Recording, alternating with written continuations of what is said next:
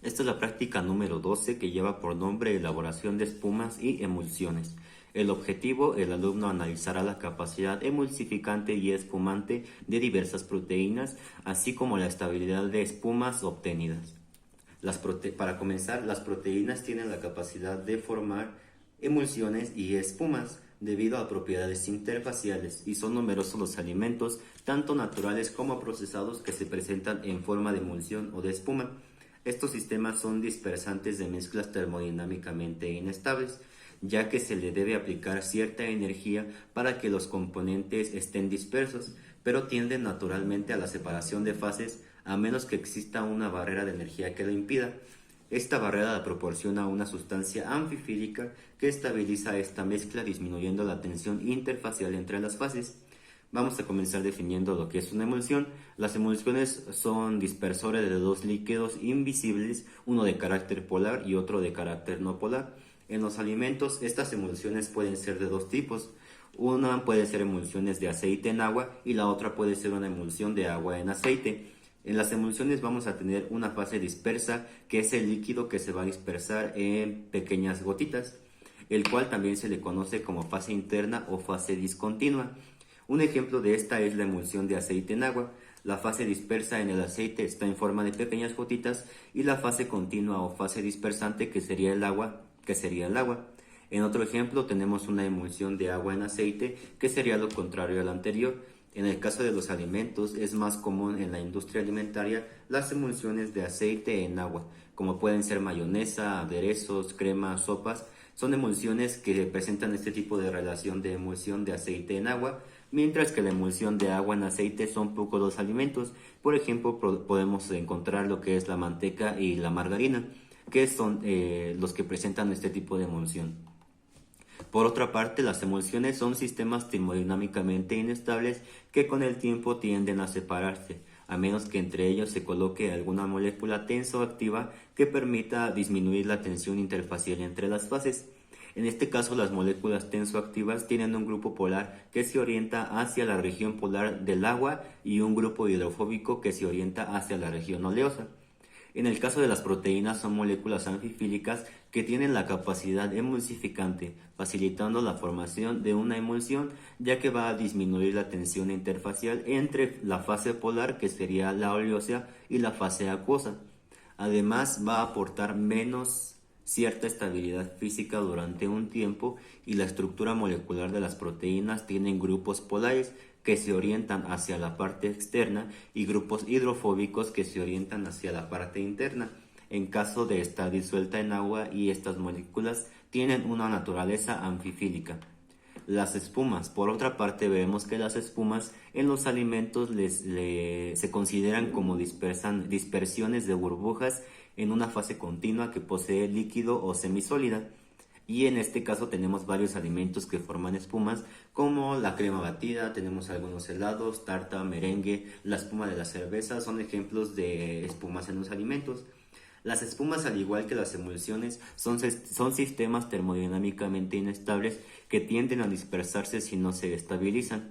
En los alimentos, la proteína va a cumplir esta función, al igual que las emulsiones van a estar reduciendo la tensión interfacial.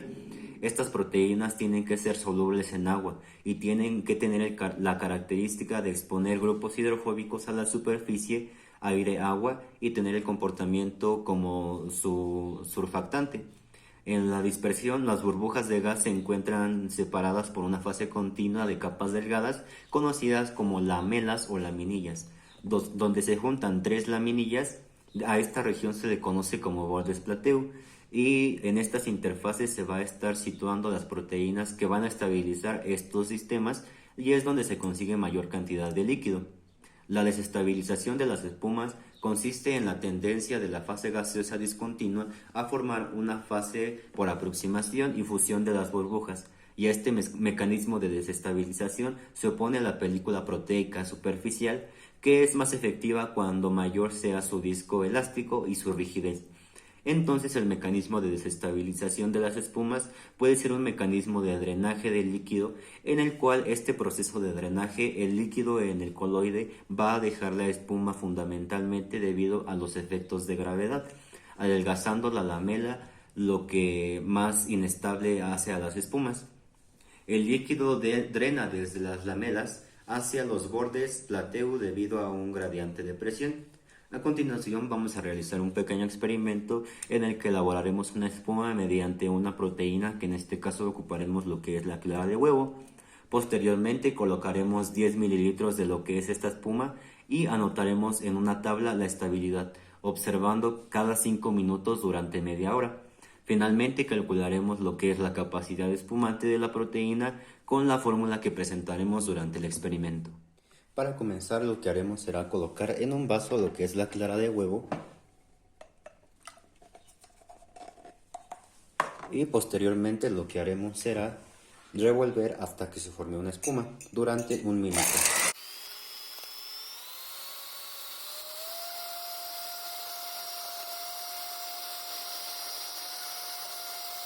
Posteriormente de que ya tenemos la espuma, colocaremos lo que son 100 mililitros en este vaso.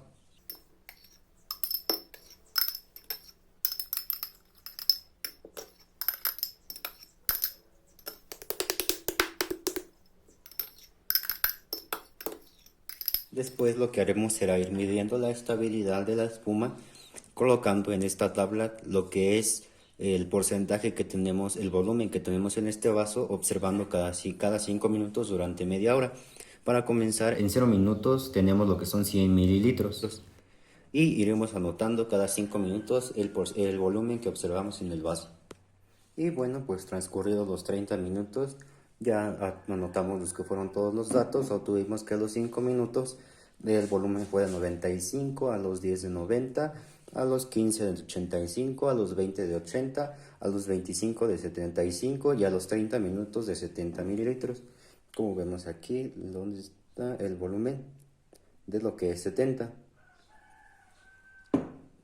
Y para finalizar, lo que vamos a hacer es calcular la capacidad espumante con esta fórmula que tenemos aquí. Capacidad espumante es igual a 100 por el volumen final entre el volumen inicial.